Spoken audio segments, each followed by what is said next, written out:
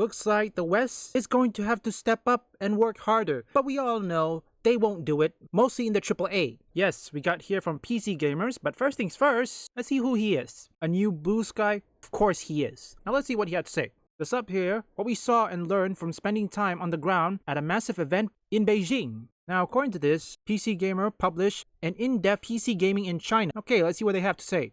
China's PC gaming industry is the largest in the world by wide margin. The entire US games industry, including PC, mobile, and console gaming, generated only $30.4 billion in revenue since 2018. China's PC gaming scene alone equaled about half of that, according to Steven Messner. In spite of those numbers, you might be hard-pressed to name a Chinese-made PC games. And what happened next? A year later, Myth Wukong, and everything changes. Before we continue this, Myth Wukong did not just change everything, okay? They woken up every single AAA video gamer industry, mostly in the West. Some Western AAA developers are still asleep, from what I've heard. Now, for the past decade was crazy, historic decade for the Chinese gaming industry. From the founder of Studio S Game, told him last month that may have been an understatement from Chiwei Soulframe Liang, who is directing Phantom Blade Zero, the next action-packed game which leave a Black Myth style, or in this case, Black Myth size impression on the players. I've already talked and written about Phantom Blade Zero a lot,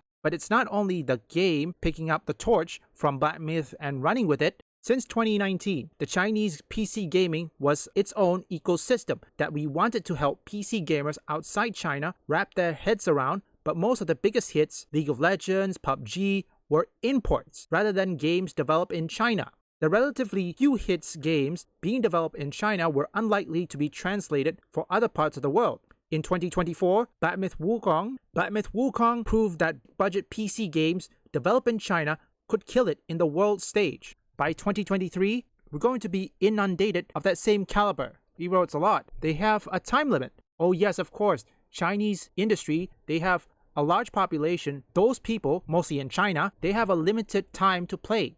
Most of them are focusing on exporting than consuming. And also GTA is blocked in China. Now, all the focus is on making AAA games. You can see a lot coming. It's different. For Americans, it's not a new concept because you guys are making huge game, GTA or something like that, that is quite familiar. Myth Wukong has created this possibility for a Chinese game, but I would say the quality is still your basement, your foundation. Making the games better is important. Okay, they really need to fix this typo.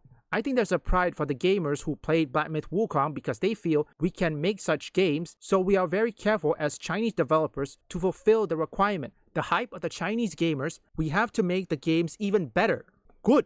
This is going to be a defining story of the next decade in PC gaming. So when I was invited in S-Game or Phantom Blade Zero, or the event focused on Phantom Blade Zero, I also saw it as a chance to really get a sense on where Chinese gaming industry is right now, and maybe peek over the horizon at where it's going. Whoo, unbelievable. According to this, Myth Wukong takes profit they made in mobile and start putting it towards what we more... You know what, let me try this again, sorry. Myth Wukong developer there takes profit they made in mobile and start putting it towards what we more often think as AAA games. Like when Netflix started producing TV and films and gave Martin Scorsese $150 million to make a 3-hour gangster drama. Chinese devs are hungry for the same prestige, and big publisher like Tencent and NetEase have the deep pockets needed to fund their blockbuster. Whoo!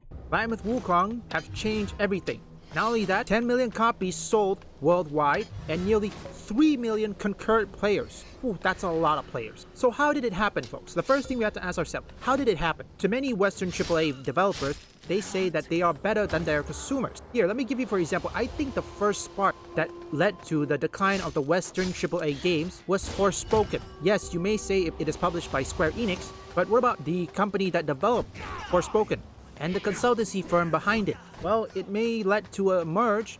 It was in 2023 that really kicked it off. Marvel Spider-Man 2, I'm 100% certain some of you who have played Marvel Spider-Man 2, you've seen the ending and you hated it. And another game that really seals off the deal, Suicide Squad Killed the Justice League. It did not just have wokeness or anything, but is prone to bugs, glitches, score reboot, or in this case, score reset. many things. To top it off, it was a live service because Rocksteady wanted to chase the live service trend, and I think that's the reason why many of the veteran Rocksteady developers and creators, they left. Because you know that the moment these people, the veteran of Rocksteady that kept the Arkhamverse alive, you know the game is not doing well. They don't like the game. I'm 100% certain when the Suicide Squad Kill the Justice League is in development, many veterans of the Rocksteady creators and artists, they hated the new direction. They don't want any part of it. Why do you think they left? And thus came Stellar Blade. Yes, Stellar Blade, there was some back and forth between gamers and Sweet Baby Inc., or in this case, woke journalists such as Kotaku, Polygon, you know, the hard art controversy. And then come Black Myth Wukong. When Black Myth Wukong comes, it takes the industry by storm.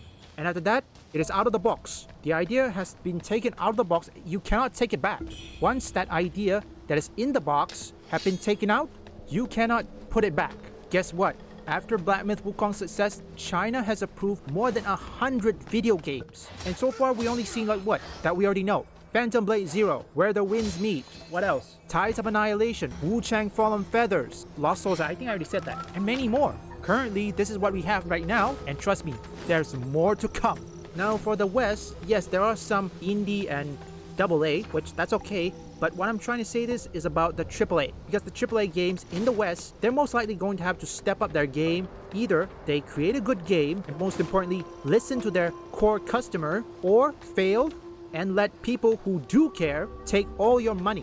And also to the Western AAA games, which I having a hard time saying this, because don't say things such as, oh, you don't like it, don't buy it, or perhaps even don't ask questions, just consume product and get excited for next product. And then when people don't do that, you just cry victimhood. That's not gonna work.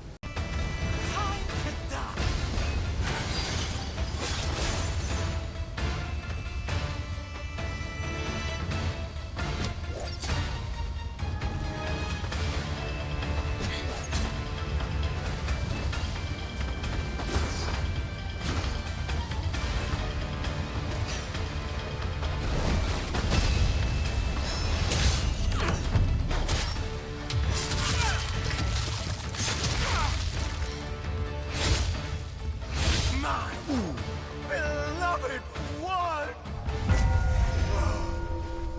Forget me not! Leave a like and subscribe if you want woke or anti-woke detected, or you just want to see me play games, or perhaps you like trending topics. Visit my second, third, and fourth channel up here or link in the description.